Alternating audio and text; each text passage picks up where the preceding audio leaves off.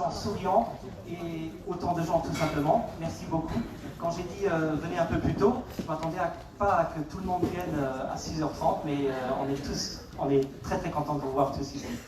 Alors, on aimerait bien remercier quelques personnes quand même. Les Rotandes, nos partenaires qui nous ont offert les sushis, sushi.lu, le saké, Sands of Japan, donc allez les voir, c'est délicieux. Et puis on aimerait bien remercier nos amis à l'entrée et près des magazines qui nous permettent d'être ici à l'aise avec vous, parce qu'ils font le gros du boulot quand même. Un tout grand merci. Et on aimerait bien remercier Magali aussi. Magali, une jeune demoiselle qui a fait un travail d'école sur le Japon et dont on s'est beaucoup inspiré. C'est pas où elle est, mais merci Magali. Voilà. Alors, est-ce qu'il y a besoin des places encore pour s'asseoir? Est-ce que quelqu'un a vraiment besoin d'une chaise? On pourrait en organiser une, par exemple. Tout le monde est OK? Tout le monde est OK. Parfait. Fantastique. Alors, mon nom est, pour ceux qui ne me connaissent pas, mon nom est Georges Paneté. J'ai 40 ans. Et depuis 5 à 6 ans, avec Annabella, ma meilleure moitié, nous voyageons à travers le monde sur une moto. Et nous faisons ça pour justement déjà apprendre à connaître le monde, apprendre pour nous tout simplement, et pour partager avec vous, nos lecteurs, et vous qui êtes ici, la beauté de ce monde et surtout des gens qui nous marquent toujours beaucoup. Oui, mon nom est Annabella et j'ai presque le même âge que Georges. Je ne sais pas pourquoi il insiste à parler de l'âge. L'âge est dans le cœur. Comme Georges disait, on aime beaucoup voyager, mais on aime aussi beaucoup partager les voyages qu'on fait. La dernière fois qu'on était ici, ceux qui étaient là peut-être se rappellent, on a parlé de Kyrgyzstan et on a parlé aussi des apprentissages qu'on fait en voyage. On vous a parlé de la vie nomade, d'une vie plus simple, une vie plus proche de la nature. C'est ce qui nous a touché plus au Kyrgyzstan. Cette nuit, le Japon, on se demande, est-ce qu'on va avoir les mêmes apprentissages? Est-ce qu'on va partager avec vous les mêmes choses ou des choses différentes? On vous invite à venir avec nous. Alors, quand nous voyageons, nous essayons de nous immerger dans le pays. Et c'est pour ça que nous restons en règle générale entre 1 mois et 2 mois dans le pays pour vraiment sentir la culture et les gens. Et donc, en parlant d'immersion, ça donne plus ou moins ça.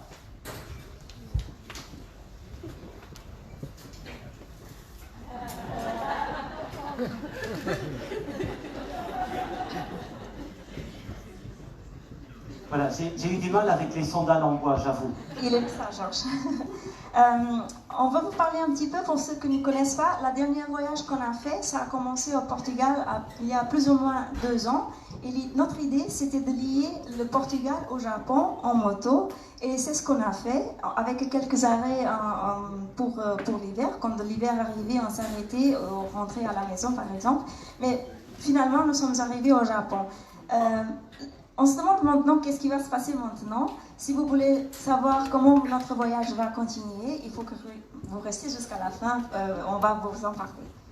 Voilà, le Japon. Donc on va partir en voyage pendant une petite heure jusqu'au Japon. Le Japon est un pays insulaire, c'est un archipel, fait de plus de 6000 îles, dont 4 principales. En haut, le point du J, en fait, Hokkaido. Après on a Honshu, Shikoku et Kyushu. Ça, c'est les îles principales. Le Japon est aussi un pays qui est dans la ceinture de feu du Pacifique. Donc toute cette zone-là, et cette ceinture du feu Pacifique, elle veut dire quoi? Elle veut dire qu'il y a une activité géologique très très forte. D'où, on verra par la suite, d'où aussi beaucoup de sources d'eau chaude, mais aussi des séismes, etc. Heureusement, cette fois, on n'a pas vécu des tremblements de terre, parce qu'on n'aime pas trop ça. Oui. Voilà. Donc, oui. On n'a pas commencé notre voyage au Japon à Tokyo, mais pour cette présentation, c'est exactement là qu'on commence. Quand on est arrivé à Tokyo, on était bien sûr fascinés avec tous les gratte-ciel qu'on voyait, mais pas seulement les gratte-ciel, il y avait toutes les couleurs, toutes les lumières, tous les écrans géants, et aussi toutes les gens. C'était incroyable parce qu'on avait cette impression d'avoir beaucoup de monde, mais nous, on était en moto et on arrivait quand même à rouler très bien. Il n'y avait pas d'embouteillage, il n'y avait pas de trafic. Et à un moment, on se demandait, mais c'est où qu'il y a tout le monde? Pourquoi on arrive dans une des plus grandes métropoles du monde à bouger aussi facilement? Et c'est là qu'on a remarqué, la plupart des gens préfèrent aller en métro et pas en voiture, pour deux raisons. La première raison, parce que le système de métro est très complexe, marche très bien, il est très propre et très ponctuel. La deuxième raison, parce qu'au Japon, à Tokyo, pour avoir une voiture, il faut avoir un parking aussi. C'est très intelligent, je pense qu'on devrait penser à ça en Europe. Ça résoudrait beaucoup des problèmes de parking. La seule exception, c'est les petites voitures japonaises, les kei-car, kei voulant dire en japonais léger. Donc ces voitures-là, elles ont moins de 800 cubiques. Là, on peut en avoir une sans avoir de parking. Alors à un moment, on était en moto et on se trouve ici. Ça, c'est un endroit, pour ceux qui étaient au Japon, qui vont le reconnaître très facilement. C'est probablement le passage de piétonnes le plus connu au monde. C'est le passage de piétonnes de Shibuya Crossing. On estime qu'il y a une moyenne de 2000 personnes qui passent à la fois. C'est pas par jour, c'est à la fois dans toutes les directions, diagonales et tout. Mais pour vivre vraiment cette passage de piétons, il faut y aller à pied. Et on l'a fait très souvent et on était toujours très fascinés. Eh bien, à Shibuya est un des centres de Tokyo. Entre Shibuya et Shinjuku, les esprits se heurtent pour savoir quel est le vrai centre. Mais en tout cas, c'est un des centres. Et à Shibuya, il y a aussi, près de la station, cette petite statue.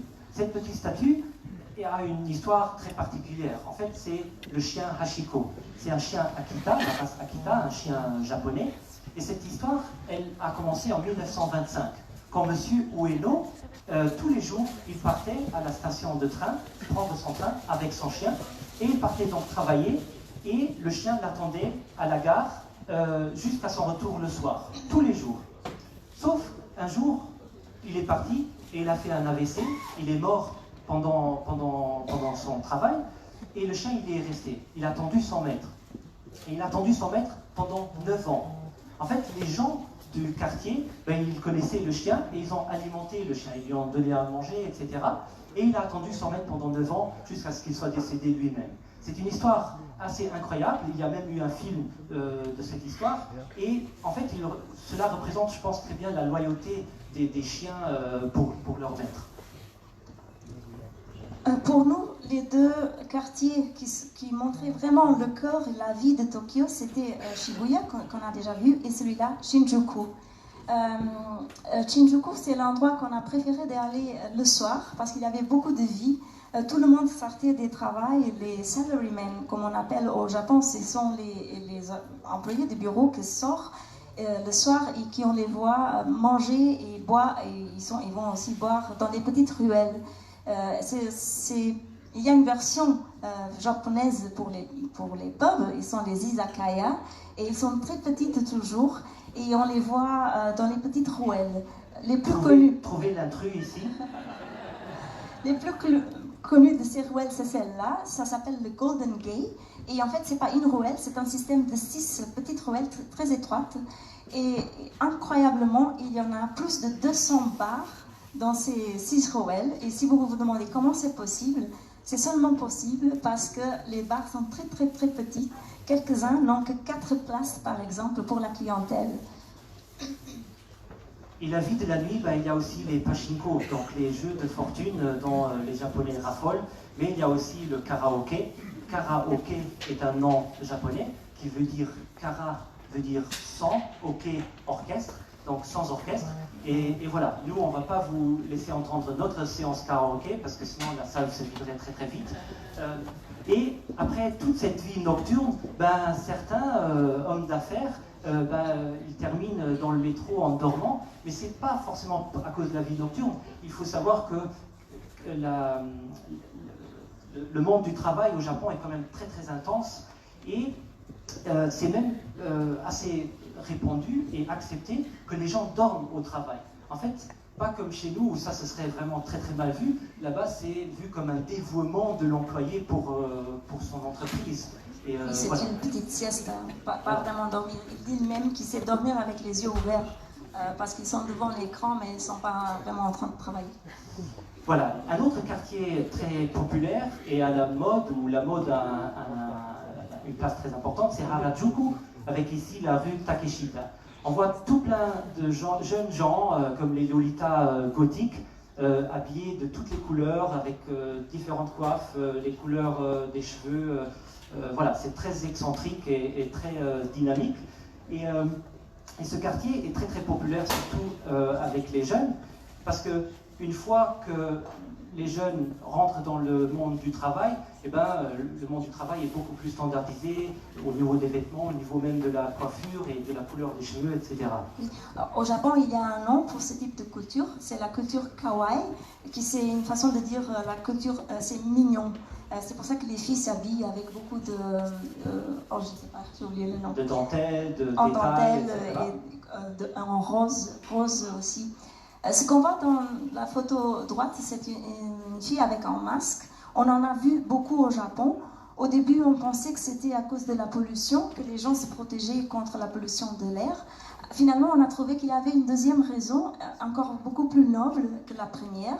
C'est quand les Japonais sont malades, ils veulent protéger les personnes dans les rues ou au travail pour qu'elles ne soient pas contaminées. Et ils utilisent une masque pour ne pas contaminer les autres. Ça, c'était pour nous la première apprentissage de la culture japonaise. C'est cette façon de voir la communauté comme plus important. Le bien-être de la communauté est plus important que le bien-être de l'individu. On a trouvé que c'était une société moins égoïste que la nôtre et on a pris cet apprentissage avec nous. À côté, il y a une avenue Omotesando, elle s'appelle, très importante, une grande avenue avec des bâtiments fantastiques, très modernes, dont aussi des lauréats Pritzker, le Pritzker étant le prix Nobel entre guillemets des architectes. Et sur cette rue, une fois par an, il y a aussi un grand festival, le Yosakoi. Le Yosakoi est un festival de danse et de musique très très dynamique, très coloré. Et ce festival, il a une histoire. En fait, après la Deuxième Guerre mondiale, l'ambiance du pays était très morose. Les gens n'étaient pas dynamiques, étaient très abattus, etc. Et le gouvernement, pour les animer, pour les motiver, a créé ce festival. Et la preuve que ça a fonctionné, c'est que ce festival, il existe encore aujourd'hui et un peu partout au Japon. Donc il n'y a pas que à Tokyo où on voit ce festival. Et comme vous voyez, ils ont vraiment très très bien réussi. Pour nous, le quartier le plus extravagant au Japon, c'était Akihabara. Ça va commencer à être difficile pour moi parce que maintenant il y a tous les noms japonais. Mais ici, c'était pour nous presque un choc culturel parce qu'il y avait plein de choses qu'on ne comprenait pas ou qu'on ne savait pas à quoi ça servait.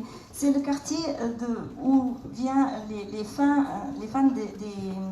des mangas ou des animés, les bandes dessinées ou les films.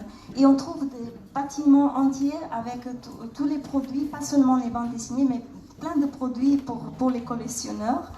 Il y a même, vous avez déjà vu passer des poupées qu'on pensait au début que c'était pour des enfants, mais pas vraiment. C'est aussi pour un public plus adulte parce qu'elles coûtent très cher. Bon, c'est pas parce qu'elles coûtent cher que c'est pour les adultes. Mais par exemple, on a appris que la culture des mangas est aussi importante qu'au Japon, qu'apparemment, ils utilisent plus de papier pour l'impression des mangas que pour faire du papier toilette, par exemple. C'était une comparaison qu'on a trouvée intéressante. Dans ce quartier, on a aussi les maid cafés, c'est-à-dire les cafés où on peut passer un moment ou boire un verre avec une serveuse qui est habillée en domestique. Ils sont, pour nous, c'est très nouveau, c'est extravagant, je vais dire. Et on voit les jeunes serveuses dans la rue du quartier à inviter les gens, les clients à entrer dans leur café. Nous, on est passé à plusieurs reprises, elles nous ont ignorés. Je pense qu'on n'était pas leur cible. Leur cible, c'est plutôt les Japonais jeunes japonais qui vont passer du temps avec elle, boire un verre, jouer à un petit jeu, etc. Et voilà. Ça ne veut pas dire qu'on ne peut pas, et qu'il y a beaucoup de gens, des étrangers qui viennent et qui le font. Ici, on est déjà dans un autre quartier, et ça c'est le Tokyo Dome, et c'est là qu'il y a les matchs de baseball. L'équipe des Giants de Tokyo joue ici. On a vu une bonne ambiance, beaucoup de gens, et on s'est arrêté pour assister au match. Qu'est-ce qu'on a appris? On a appris que les Japonais sont aussi très organisés pendant des matchs. Qu'est-ce que je veux dire? On a remarqué que quand il y avait les clubs de fans, et les clubs de fans avaient de la musique, il y avait des chanteurs et tout ça, mais ils s'exprimaient à la fois. Quand il y avait une équipe, ce club de fans était en train de chanter, les autres attendaient, et quand c'était les autres à la fin. Alors vous voyez que c'est, voilà, dans les stades, et les Japonais, les supporters japonais sont très connus pour ça. Ils sont super bien organisés, ils reprennent leurs déchets, ils laissent tout propre dans les stades. Et aussi, un élément charnier dans leur stade, c'est ces jeunes filles, les filles de bière. En fait, on les appelle Uriko. Pourquoi? En fait, elles portent un fût de bière de 13 à 15 kilos sur le dos, et elles marchent les escaliers là, du stade, du haut vers le bas, tout le temps. Les matchs peuvent durer entre 2 à 3 heures, donc c'est vraiment très fatigant. Donc je pense qu'elles ont une très bonne condition. Et en fait, elles évitent que les gens doivent se lever pour aller chercher de la bière ou des boissons. Et puis les gens adorent demander de la bière auprès de ces charmantes demoiselles, évidemment. Georges aussi, il a aimé.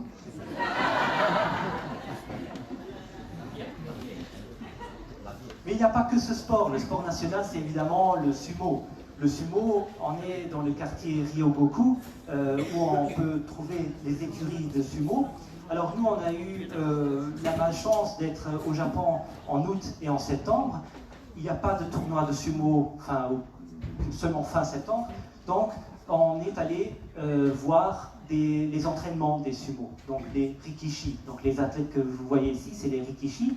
Et ça, c'est vraiment très intéressant parce qu'on voit tout plein de détails. On voit que c'est quand même des mecs costauds. Oui, il y a une petite histoire ici. Georges était en train de voir cette scène et moi j'étais dehors et je photographiais les rikishi qui sortaient. Et à un moment, je photographe un qui était un peu plus distante et il me regarde et il avait un air un peu sérieux. Et moi, je dis, oula, c'est peut-être mieux que je regarde ailleurs. Mais il me rappelle pour aller près de chez lui. Et Georges était dedans et je me suis dit, oh, qu'est-ce que j'ai fait? Il a quand même... J'aurais rien fait de toute façon. Hein. J'ai 50 kilos. Ils ont une moyenne de 120 kilos. Moi, je dis, ok, j'y vais. Et quand je suis allée, ils me demandent l'appareil. Et moi, je réfléchis pendant une demi-seconde. Est-ce que je le donne ou non? C'était demi-seconde parce que très vite, je l'ai donné l'appareil. Et je pensais, bon, il va effacer. Comment je vais faire pour courir plus vite que lui? Je lui ai donné l'appareil. J'étais sûre qu'il allait effacer les photos parce qu'il avait un visage sérieux. Mais il a commencé à dire, ah, j'aime beaucoup la photographie, c'est vraiment un bon appareil de caméra que vous avez ici, l'objectif, l'angle et tout ça. Et moi, je dis, non, c'est pas possible. Et finalement, tout ce il a voulu, c'était de parler un petit peu de ça. Il parlait un petit peu anglais. Moi, j'ai pu aussi, après, profiter pour le poser plein de questions. Et à la fin, il a aussi voulu prendre une photo de moi. Vous voyez que la photo n'est pas très... il n'avait pas l'expérience de l'appareil. Moi, je suis très à l'aise entre les deux rikishi. J'étais contente quand le moment était fini et j'ai pu finalement sortir. Malheureusement, il est rikishi, il est sumo et pas photographe. Donc la photo, elle est floue. Mais en tout cas, vous voyez que c'était quand même des messieurs quand même avec un calibre costaud. Et comment ils font? En fait, ils s'entraînent le matin pendant 3, 4, voire même plus d'heures. Et après, ils mangent. Ils mangent évidemment des repas très copieux. Le chanko nabe étant leur repas de prédilection. C'est un repas de pâtes, viande et beaucoup de légumes. Et quand on est dans le quartier là, à Ryogoku, eh ben on peut évidemment les croiser dans les restaurants comme ici. Et voilà. Par contre, on n'a pas demandé la même assiette qu'eux, ils ont demandé, ça c'est sûr. Mais on les reconnaît toujours, ils sont très faciles à être reconnus. Oui, parce qu'ils sont toujours en yukata, donc le kimono d'été, simple, et avec leur leur coiffe le chômage. Ça n'a rien à voir avec notre chômage ici. La coiffe des rikishi, en fait, c'est très très important parce qu'ils ne doivent pas la couper. Seulement en fin de carrière, ils coupent ce bout de cheveux. Finalement, on sort de Tokyo. Ça faisait très chaud quand on y était. On était en été et il faisait trop chaud et très humide. Alors on essayait d'aller plutôt en montagne ou en forêt. On a entendu parler à un moment des Alpes japonais et on se demandait c'est quoi ça. Et dès qu'on arrive, on comprend immédiatement pourquoi le nom. Les maisons nous rappellent un peu quand même la Suisse avec les toits très raides et en paille et l'architecture aussi en bois. C'est une architecture traditionnelle qui, aujourd'hui encore, il construit les maisons là-bas comme ça. Ça a un nom. Bien sûr que je ne sais pas le dire en japonais, mais Georges va m'aider. Gasso Tsukuri. Alors, je suis désolé pour les Japonais qui sont dans la salle de maltraiter votre langue. Je suis désolé. Et ça, en fait, ça a un nom, ça veut dire quelque chose, ce nom, ça veut dire les mains en prière, parce qu'ils trouvent que les toits ont la même forme des mains. Voilà, dans les villages, eh bien, on a observé aussi autre chose, notamment que chez nous, quand on va dans un village ou dans des zones plus rurales, ben, on voit des potages, des jardins, etc. Et ben, au Japon, c'était les rizières. On voyait des rizières partout. Une maison était entourée de tout plein de rizières. Et il y a des rizières plus belles les unes que les autres, comme une rizière qu'on voit ici, la Shireyone Senmaida. C'est au nord, à la péninsule de Noto. Et c'est une rizière, en fait, le nom veut dire les 1000 rizières. Et les Japonais adorent aller visiter cette rizière parce que toutes les saisons sont belles dans les rizières. On a au début de la saison l'eau et les pousses qui sortent. On a le vert du riz, après à la fin il tourne vers le jaune, etc. Et donc c'est vraiment très très beau. Il n'y a pas que, évidemment, le riz ou les rizières. Dans les zones côtières, il y a aussi la pêche. Et ici, on voit aussi à la péninsule de Noto les pêcheurs avec la pêche traditionnelle au filet, de la pêche transgénérationnelle, hein, plusieurs générations. Et quand nous parlons de pêche, eh ben, nous devons aussi parler de la mer. Et quand nous parlons de la mer, nous devons évidemment aussi parler de... Hamas. Ça sont les hamas. Ce sont ces dames. En japonais, ça veut dire femmes de la mer. Ce ne sont pas des sirènes. Ce sont des plongeuses de perles. Tout au début, ça fait quelques siècles, elles ne plongeaient pas pour les perles. Ces femmes plongeaient pour la nourriture seulement, pour la pêche aux algues, pour pêcher pour manger. Mais depuis que M. Mikimoto, ça c'est à l'île de Mikimoto, M. Mikimoto a trouvé la façon de cultiver des perles. Depuis ce moment-là, elles ont commencé à le faire exclusivement pour ça. Je ne sais pas si vous savez comment ça se fait. Nous, on a trouvé ça très intéressant. En fait, M. Mikimoto a compris que les perles se forment naturellement quand il y a une substance extérieure qui entre dans la huître et qui après, la huître va former quelque chose au rond pour la protéger, pour se protéger et ça arrive à créer une petite perle. Mais il a compris que si lui-même, il introduisait lui-même cette petite substance, qui à la fin, il aurait le même résultat. Et c'est comme ça qu'ils font. Ces femmes, elles plongent pour chercher des huîtres vierges. Après, elles les ramènent dans des espèces de laboratoires où cette procédure manuelle est faite d'une petite substance.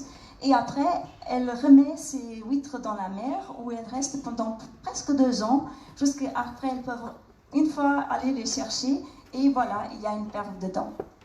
Girls best friends, n'est-ce pas? Ah non, ça c'est des diamants. Ah, mince. Ah. Alors, il y a aussi évidemment les Alpes. Comme Annabella disait, quand on voulait se réfugier de la chaleur, on montait en montagne. Ici, on est très proche de Nagano, la ville qui a été aussi hôte des Jeux Olympiques d'hiver, et on est plus particulièrement près du village Hakuba. On a fait une randonnée de quelques kilomètres, on est monté entre 2 et 3 000 mètres d'altitude pour justement apprécier ces belles montagnes. Et la randonnée nous a mené aussi à un lac très connu, plutôt petit, mais très très beau, le lac de Hapowan. Et cette randonnée nous a aussi permis de voir que les Japonais adorent la nature, adorent être en plein air. Oui, on a fait quelques kilomètres là. Oui. Tu as été trop vite. Oui,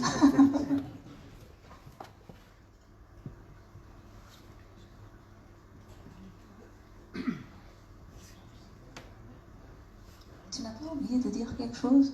j'ai oublié de dire quelque chose. Je ne me rappelle pas non plus. Mais bon, vous pouvez profiter sans qu'on est tout le temps en train de parler. Mais c'était aussi dans les Alpes qu'on a trouvé les chutes d'eau très belles. Malheureusement, moi en tout cas, je n'ai pas pu les profiter beaucoup. Pourquoi? Parce que partout dans la forêt où on allait, il y avait des signes pour les ours. Alors moi, je sais que je cours vite, mais Georges est encore plus vite que moi. Alors je savais que... Ce n'était pas les signes pour les ours. En fait, c'était les signes pour nous prévenir des ours. Oui. Et bon, j'étais toujours... Georges, on part, et là, on n'a pas trop profité. On n'a pas trouvé des ours, par contre, on a trouvé les macaques japonais. Ils sont partout, dans les montagnes, pas à Tokyo. Mais ils sont aussi connus autant que les macaques singes des neiges. Et pourquoi? Parce que pendant quelques mois dans l'année, ils vivent vraiment dans des endroits où il y a de la neige. Ils ont aussi une particularité, c'est qu'ils sont, je pense, le seul animal qui vont chercher les sources d'eau chaude et qui s'y baignent dedans. Les scientifiques ont fait des études pour essayer de comprendre pourquoi ils le font. Ils pensent qu'ils ne l'ont pas fait toujours, mais qu'ils l'ont commencé à imiter de ses cousins, nous, les humains. Apparemment, les macaques ont vu qu'est-ce qu'ils font là, et ils ont essayé aussi une fois. Ils ont trouvé l'expérience très agréable, comme nous, et depuis, ils ont commencé à le faire. Par contre, ils font seulement en hiver. Nous, on le fait toute l'année. Ils le font vraiment quand il fait froid. Et en parlant d'eau source chaude, je disais tout à l'heure, le Japon est dans la ceinture de feu, et le Japon a plus de 28 000 sources d'eau chaude. Donc en fait, il y a des onsen, c'est comme on appelle ces spas, ou des rotemburo, donc les spas en nature, un peu partout, et ils les utilisent notamment pour cuire des œufs, comme vous voyez tout à l'heure, ou on peut aussi les trouver dans les fleuves. Il suffit simplement de gratter un peu les pierres du côté, et on a une petite racine d'eau chaude, c'est super agréable. Mais une autre façon de profiter de ces bains chauds, c'est évidemment les villages d'onsen. Les villages onsen, comme ici Kinoza, c'est une particularité, une expérience vraiment super. On arrive dans son hébergement, il nous donne le yukata, comme vous avez vu au début, et il nous donne un pass pour pouvoir avoir accès à tous les onsen du village. Et là, on fait un peu un rallye des onsen, des spas, et on rentre dans l'un, on reste une demi-heure, on se dorlote, on savoure, et puis on ressort, on va dans le prochain. Voilà. Oui, c'était très intéressant parce qu'il y en a différents styles de spa. Il y a ceux qui sont communales, où tout le monde commun. Il y a ceux privés où on peut aller tout seul. Mais il y a aussi, quand c'est commun, si c'est femmes et hommes ensemble, nous sommes quand même habillés. Si c'est les sexes séparés, là, il y a la nudité, c'est pas un problème au Japon. Il y a aussi une particularité que beaucoup de onsen sont interdits pour les gens qui ont des tatouages. Alors ça c'est une histoire, une raison en fait due au Yakuza, donc les organisations mafieuses qui utilisent beaucoup de tatouages sur tout leur corps, parce que c'est une façon pour justement éviter cela. Mais il y a évidemment les onsen privés ou des onsen spéciaux pour des gens avec des tatouages. Alors quand on visite un onsen, on a aussi le plaisir de visiter un hébergement traditionnel. Oui, on peut rester dans des ryokans quand on veut. Nous, on n'a pas resté quand on veut parce qu'ils sont quand même assez chers, mais on a voulu avoir quand même l'expérience de l'hébergement traditionnel. Et vous voyez, au sol, c'est le tatami. Les murs sont aussi en papier de riz. C'est vraiment l'architecture traditionnelle. Aussi, la table basse. Ça, c'était notre chambre. Alors, vous pouvez peut-être comprendre qu'on était un peu surpris de ne pas avoir vu un lit. Alors on descend en réception et on demande à la dame est-ce qu'on va quand même avoir un lit parce qu'on voudrait avoir une chambre pour dormir. Et la dame, elle nous a dit oui, bien sûr, ne vous inquiétez pas, vous allez maintenant sortir pour profiter des enceintes et dès que vous arrivez, il y aura déjà tout prêt. Et effectivement, c'était comme ça qu'on est rentré le soir. Il y avait déjà un futon japonais et c'était tout très bien rangé et le lit était là. Voilà. Et je pense qu'on a fait un autre apprentissage avec les onsen et les spas, c'est qu'en fait, les Japonais adorent traiter de leur corps, mais c'est pas que le corps quand quand ils vont dans ces spas, c'est aussi un repos pour leur âme, en fait. Et ça, nous avons beaucoup apprécié aussi. Et on a trouvé aussi que pour eux, l'eau, et surtout de le faire dans la nature, c'était une façon aussi de thérapie. Un autre village qui nous a beaucoup plu, c'est ce village-ci. En fait, c'est Tsumago. C'est un village qui est dans le chemin de Nakasendo. Le chemin de Nakasendo, c'est un chemin de 530 km plus ou moins, et qui relie en fait Edo, enfin qui reliait Edo, qui était anciennement Tokyo, appelé Tokyo, avec Kyoto. Ce chemin, il était utilisé parce que au lieu de passer via la côte, il passait via la montagne. C'était plus droit et surtout plus sûr. Donc il était utilisé par les samouraïs, mais aussi par les maîtres feudaux, mais aussi par les facteurs et le courrier qui acheminait le courrier entre les deux villes et entre les différentes stations. Alors il y avait, comme je disais, plusieurs stations dans ce chemin, il y en avait 69, et dans ces stations, il y avait très souvent des petits villages. Et dans ces petits villages, les pèlerins ou les voyageurs, ils pouvaient soit échanger leurs chevaux, soit s'approvisionner, soit simplement relaxer et voilà, prendre des forces. Et nous, on a donc fait un bout de ce chemin, pas les 530 km, sinon je crois qu'on y serait encore, mais on a fait donc le bout entre Tsumago et Magome, deux villages très très typiques, très authentiques, où on voit vraiment l'architecture traditionnelle d'époque. Et d'ailleurs, le gouvernement japonais a fait en sorte que ces villages restent authentiques. Donc pas de câbles électriques, pas de pollution visuelle dans ce chemin-là, enfin dans ces villages-là. On a vu aussi, comme c'était des petits villages, qu'il y avait beaucoup des petites maisons avec des fruitières, des arbres de fruits, mais aussi beaucoup de fleurs. Au Japon, on a trouvé que c'était un pays avec beaucoup de fleurs. On n'était pas là, malheureusement, dans la saison de chez... Et puis le chien que vous avez vu tout à l'heure, il nous suivait pendant quelques kilomètres.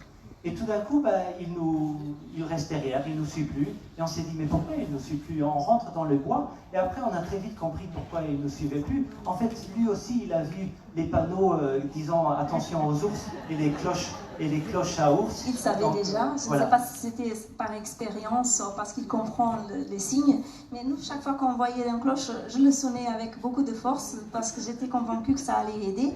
Et moi, j'avais peur qu'elle appelait les ours. En fait, après, il y a des gens qui pensent aussi que ça peut arriver que ça les appelle. En fait, il y a beaucoup d'ours au Japon. Alors, dans les îles en bas, il y a plutôt l'ours noir, qui est un ours un peu plus petit, mais à Hokkaido, il y a surtout des ours bruns, donc les grands ours. Et Hokkaido a la densité la plus élevée au monde d'ours bruns, justement. Donc, les ours, c'est vraiment une thématique.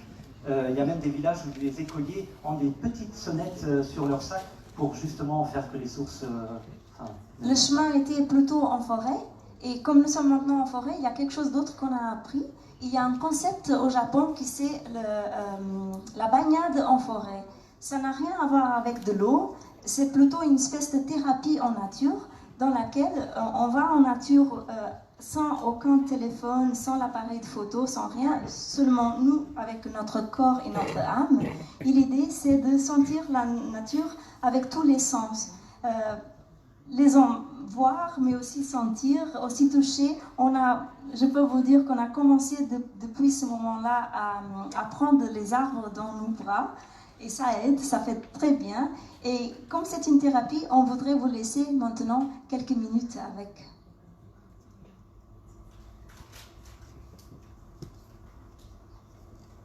Normalement, il y a de la musique. Merci.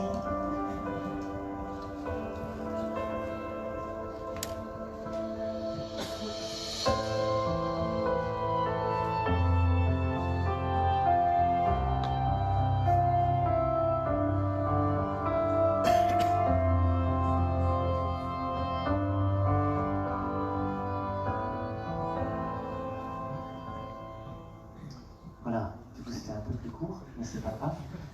Alors, la mousse. La mousse pour les Japonais représente l'éternité.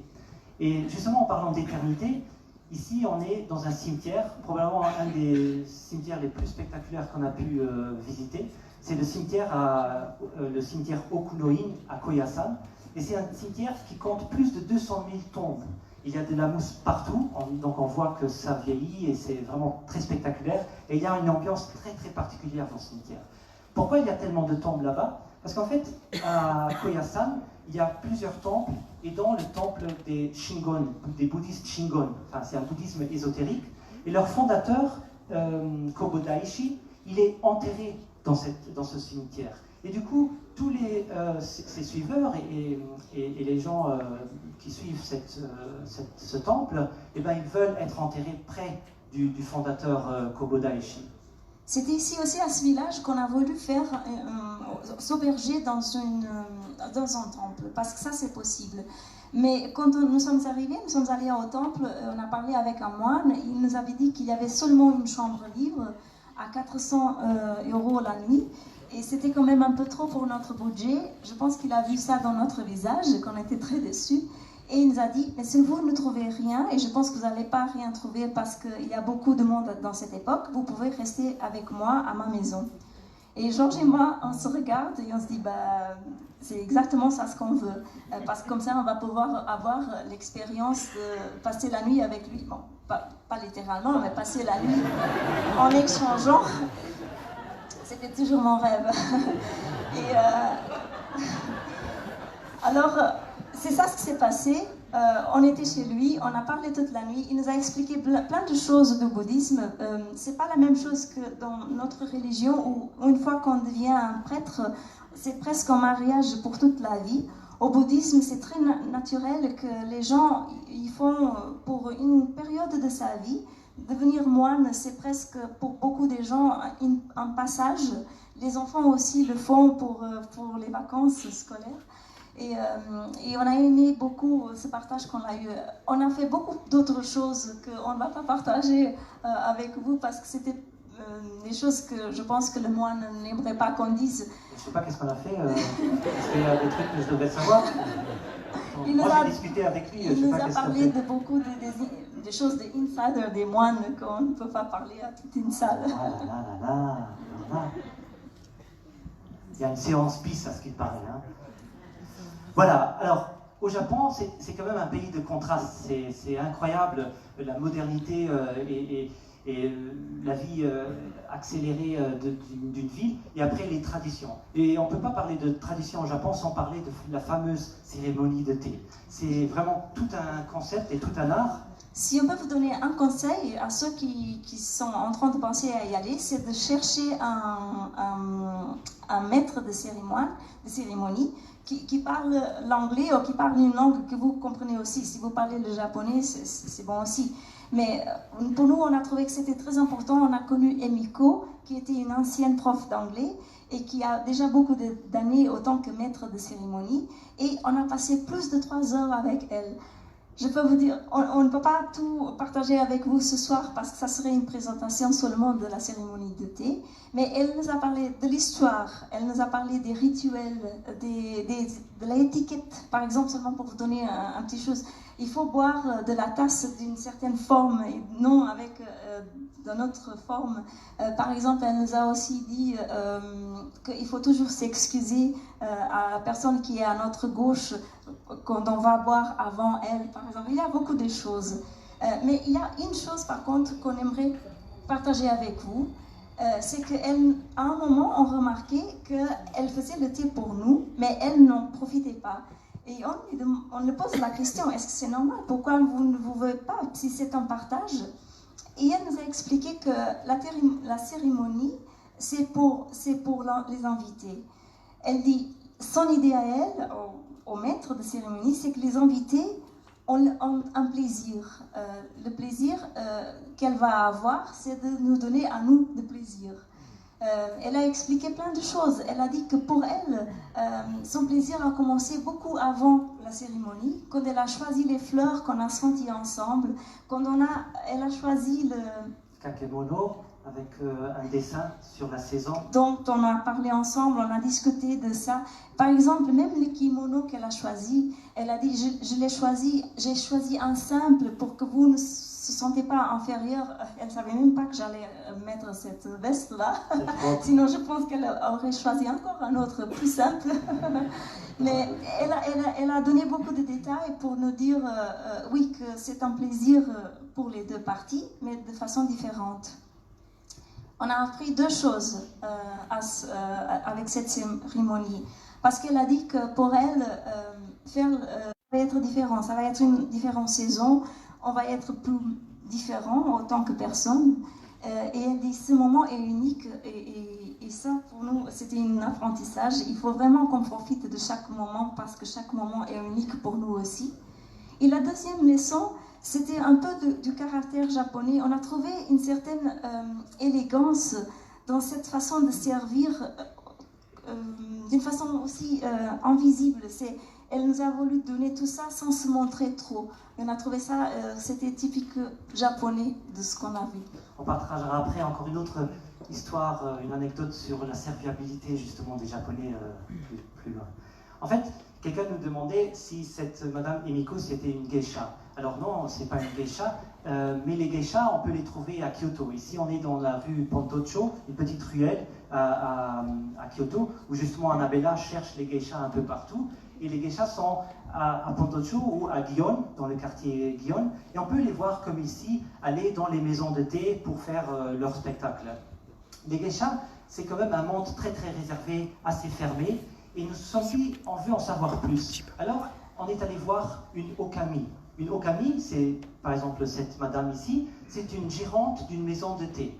Alors, elle a une maison de thé et elle reçoit les geishas qui font leur spectacle dans sa maison. Alors, elle nous a parlé un peu du monde des geishas. Elle nous a donc dit que les geishas, c'est tellement réservé. Pourquoi? Parce que très souvent, les geishas, elles font leur spectacle que pour des clients habituels ou pour des recommandations de clients habituels. Donc voilà, ça limite évidemment pour des étrangers évidemment la chose, on n'a pas un accès facile. Mais ici on a eu la chance de participer à ce spectacle de cette geisha et c'était à Kanazawa. Parce que les geishas on les trouve à Kyoto principalement, mais aussi à Kanazawa et un peu à Tokyo. En dehors de ces trois villes, on ne trouve pas de geisha en fait. Un autre élément de la culture et de l'art du Japon, c'est évidemment les arts martiaux, comme ici les samouraïs et l'art de l'épée, le katakana. Et là aussi, on a eu le privilège d'assister à une démonstration impressionnante de ce monsieur. On est à Kyoto. Kyoto est la ville des temples et des sanctuaires. On a choisi seulement un pour en parler, pour vous montrer. Et celui-là est probablement le plus photogénique. Le nom c'est difficile, c'est le Fushimi Inari. Ceux qui étaient là déjà savent le dire mieux que moi. Pardon. Ce que vous avez vu en orange, ce sont les portails. En japonais, ce sont les tori. Et ils ont un symbolisme. Comme sont des portails, ils symbolisent le passage merci Georges, du monde laïque vers le monde sacré.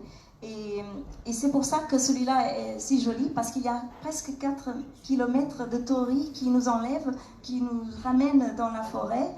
On vous conseille aussi, si vous y allez, d'y aller jusqu'au but, parce que beaucoup de fois, les gens s'arrêtent où il y a tout le monde, mais si on continue à un moment, vous serez tout seul dans la forêt. C'est aussi possible de s'arrêter et de visiter les sanctuaires qui sont en chemin.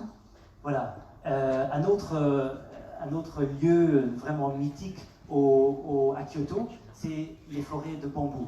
Le bambou et les forêts de bambou, pour les Japonais, représentent la fertilité. D'où aussi cette importance pour eux, et d'où aussi le fait qu'on voit très souvent des demandes en mariage dans ces forêts de bambou, ou même des mariages ou des photos de mariés, comme on verra maintenant. Les bambous, ou cette forêt Arashiyama, elle s'appelle, à Kyoto, est très très populaire. Il y en a évidemment beaucoup d'autres au Japon. Et là aussi, voilà, là vous voyez les mariés avec les vêtements traditionnels. Et là aussi, on vous invite, si vous y allez, à aller plutôt tôt le matin, parce que vous aurez une ambiance complètement différente. Vous entendrez les bambous claquer l'un contre l'autre avec le vent. C'est vraiment assez mystique. C'est vraiment très très beau. Oui, et il y a beaucoup de femmes qui utilisent aussi Bon, la musique a déjà commencé. En fait. On vous laisse quelques images des temples de Kyoto, des temples et palais de Kyoto.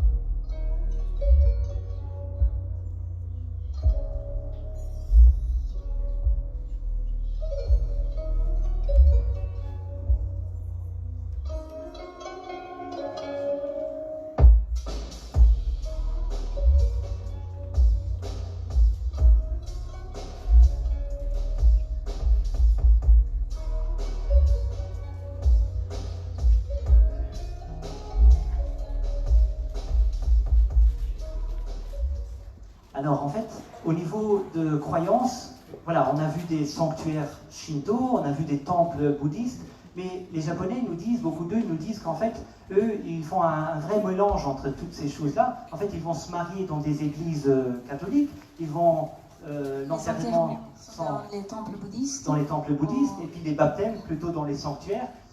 Et ce mélange de croyances et de comment vivre ces croyances, on trouvait ça une ouverture quand même assez spectaculaire et oui, c'était une forme de tolérance religieuse qu'on a appréciée beaucoup. On aimerait le voir plus souvent.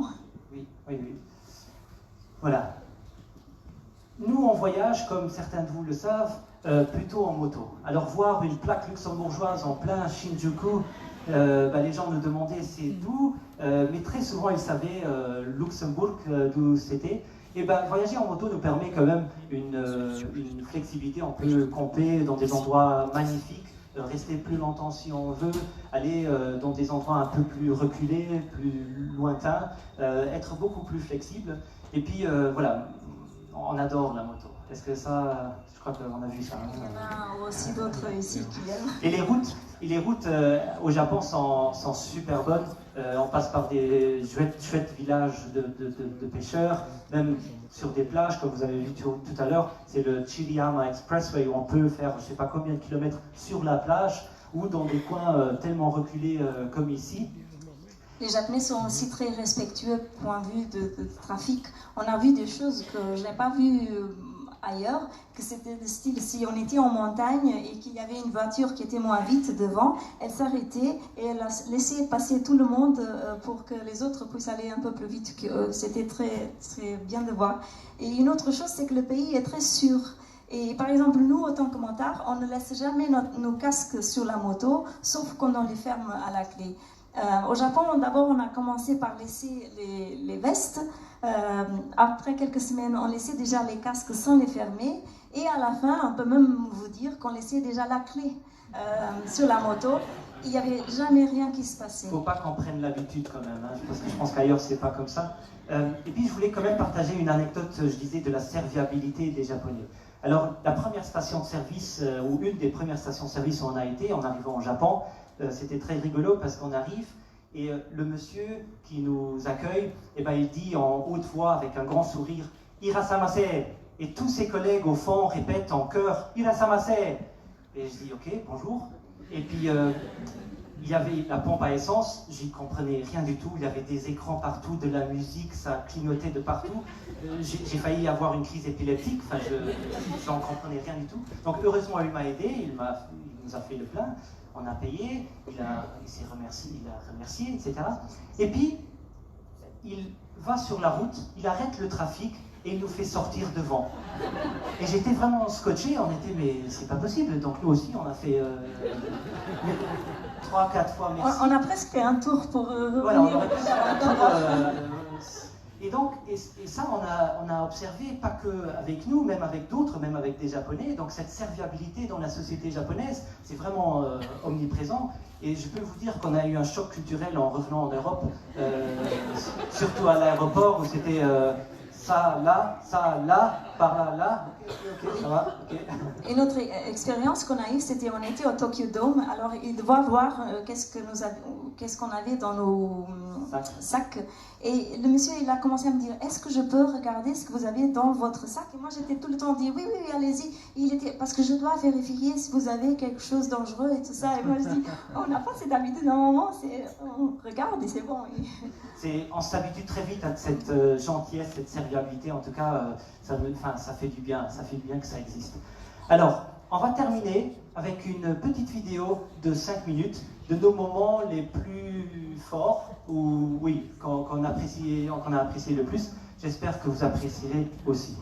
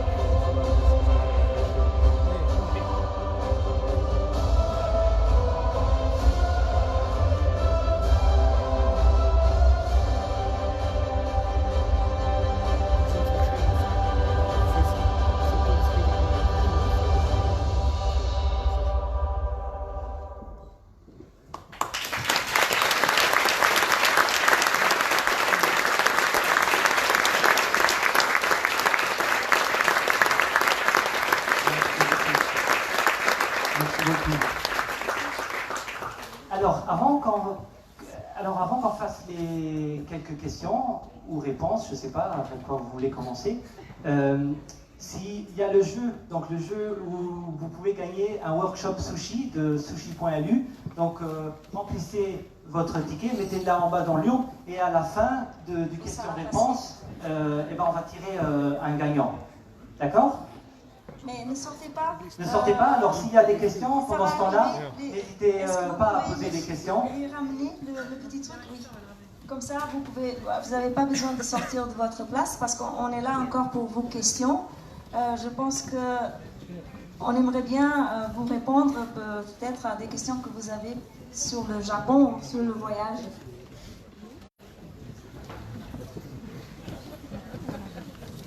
Est-ce qu'il y a des questions? C'est tellement clair. Je ne comprends pas. Alors pour les prononciations en japonais, on a fait de notre mieux, je sais, c'était pas terrible. Ah, est-ce que la vie est très chère au Japon? Alors une très très bonne question pour nous voyageurs, le prix c'est évidemment toujours une question importante. Alors il y a certaines choses qui sont quand même assez chères, notamment le transport et l'hébergement. L'hébergement, surtout quand on ne s'organise pas comme nous on le fait et que c'est un peu dernière minute, etc. Donc ça peut être un peu cher. Après il y a des alternatives, il y a des hostels, il y a ceci, cela. Mais voilà, l'hébergement, je dirais, et les transports, c'est les deux facteurs les plus chers. Par contre, nous, on a campé presque la moitié des jours qu'on était au Japon. Il y en a beaucoup des endroits où on peut camper. La bonne chose, c'est qu'au Japon, toutes les zones de service, comment on appelle? Les stations de service ont toujours des toilettes très très propres et même quelques-unes aussi des endroits où on peut prendre une douche.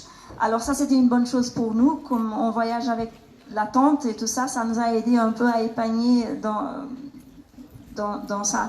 Par contre, pour manger, on a trouvé qu'il y en avait de tout. On a mangé de très bons sushis, très frais, pour presque rien. Oui, la nourriture mangée, on a de toutes les catégories, mais ça c'est quand même assez abordable, je trouve.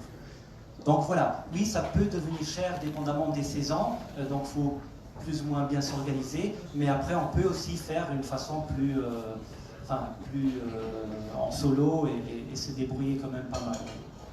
Est-ce que c'est partout bilingue? Est-ce qu'on met des affiches, les gens parlent dans les villages? Oui. Alors, on doit prendre un guide local ou est-ce que c'est partout bilingue? Alors, c'est une très très bonne question aussi.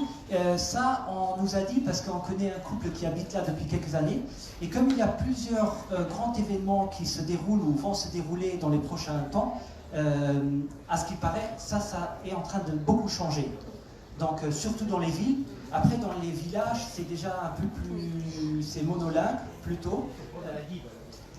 Voilà, alors si on veut être vraiment flexible et comprendre, avoir de l'interaction, évidemment, c'est vrai que l'interaction avec les gens au niveau de la langue, pour nous, c'était un vrai défi.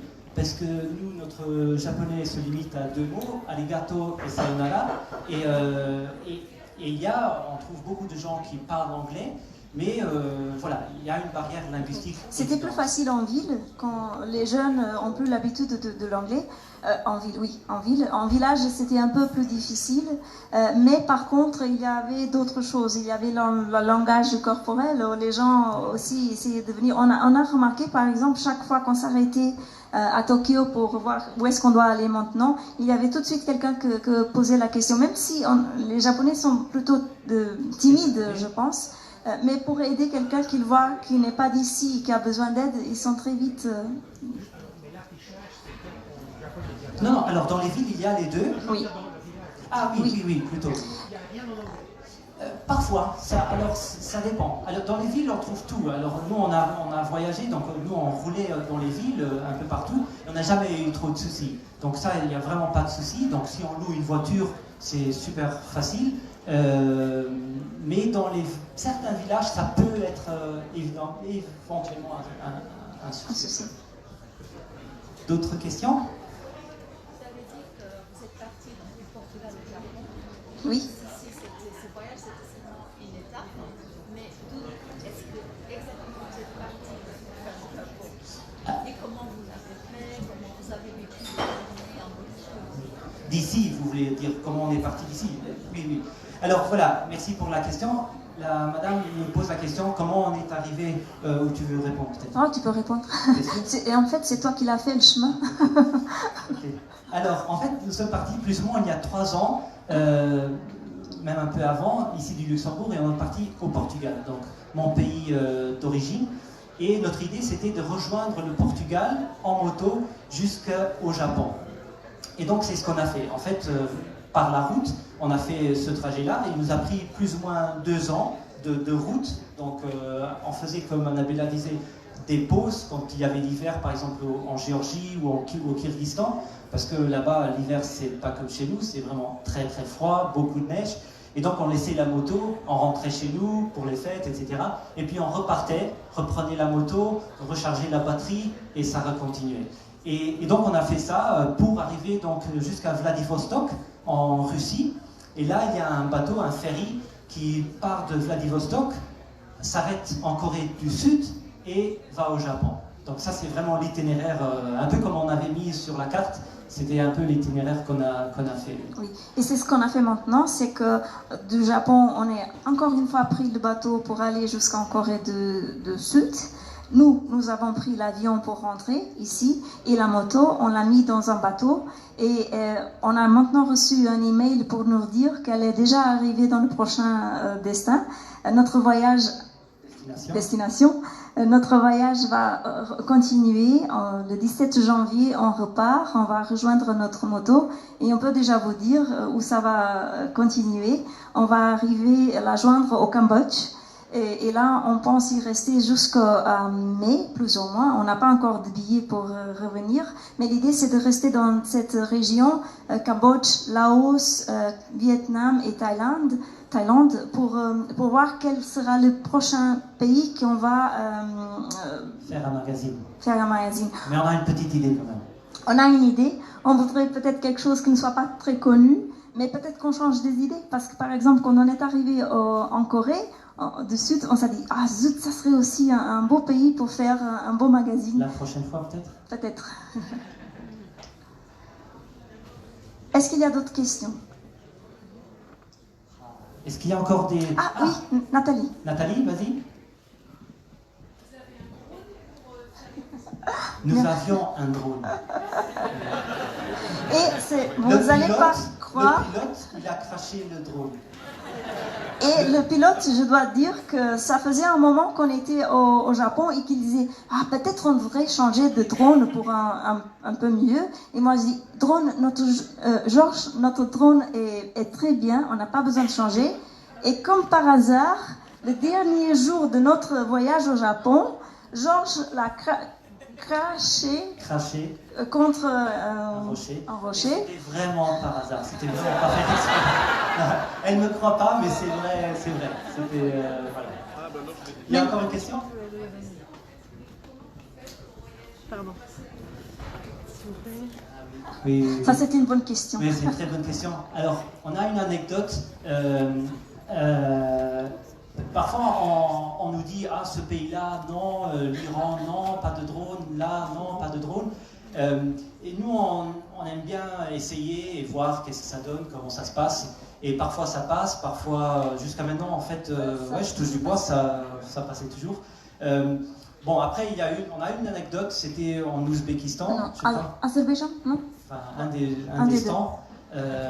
Et en fait, le douanier, il check la moto, il ouvre les valises, il dit « Ah oui, alors il commence à demander pas d'armes ?» Je dis « Non, pas de drogue, non. » Et donc il commence à citer, énumérer quelque chose comme ça, et je dis « Non. » Et à un moment, il dit « Vous avez un drone ?» Et Georges continue à dire « Non, moi je deviens blanche, parce que qu'est-ce qu'il vient de dire? Maintenant, s'il va trouver le drone, qu'est-ce qu'on va faire ?»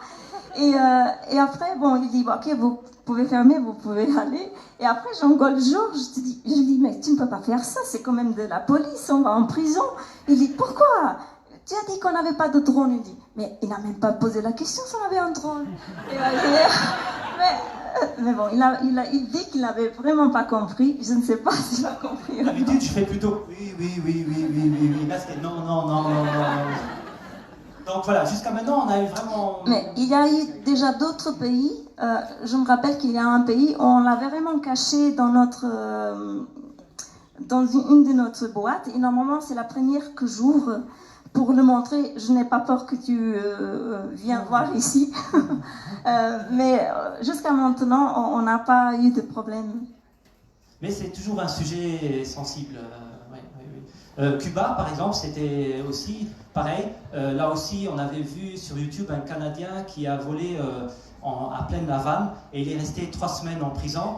Et on s'était dit, est-ce qu'on prend le drone ou pas? Et je dis, allez, si, on prend le drone, on verra bien.